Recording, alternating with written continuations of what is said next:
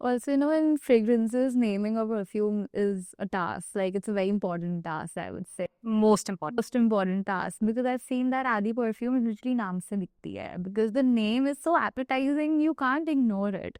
And I was seeing that even your names are very sensory in nature, like baked vanilla or like drunken cake.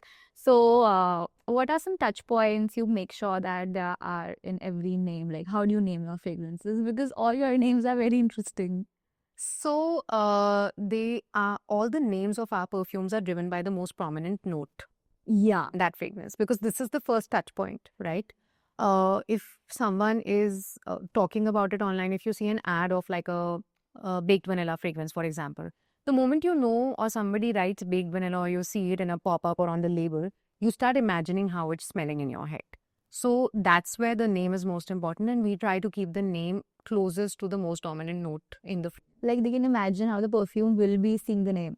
Yes.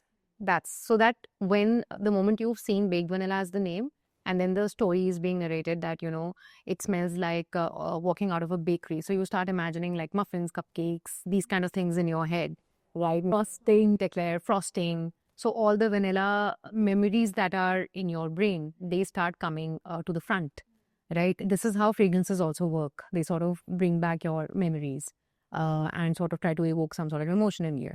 So the moment you read baked vanilla, you know it's vanilla forward. You know it's bakery, it's gourmand, it's edible. So say muffins, cupcakes. You know it's comfort.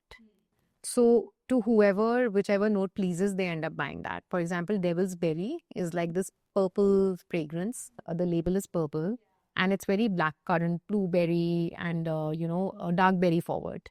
So that's why it's called Devil's Berry, because berries can also be strawberries. The light fruity ones. It's not. It's like a slightly darkish fragrance.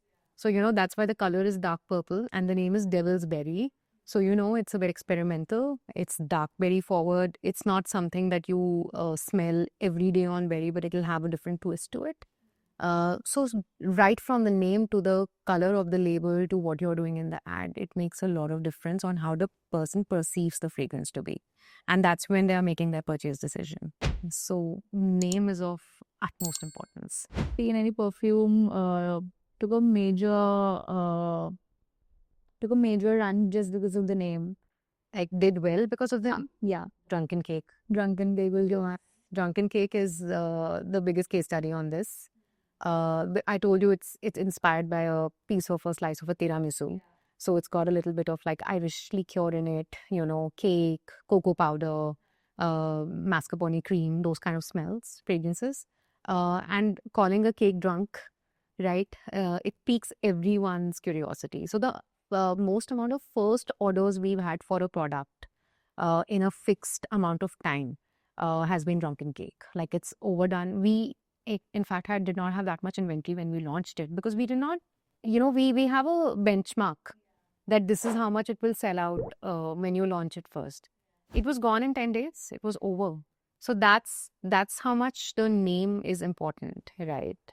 So yeah, and even now, it's I told you it's the top 3 sellers, and it's only been 6 months. So I believe the name, the story, obviously the visuals. We have some really good ASMR ads for that. So the visuals really convey what it's going to smell like. So yeah, Drunken Cake has been one of. Baked Vanilla is the second one. London Bar for Men has also been because of the name, because they imagine like a vintage bar setting, some Ramo whiskey, those kind of notes, and it has that. Yeah, I think Replica did a fab job in like Oh yeah, in those. yeah, the moments and the experiences. Yeah, they did a fab job with that.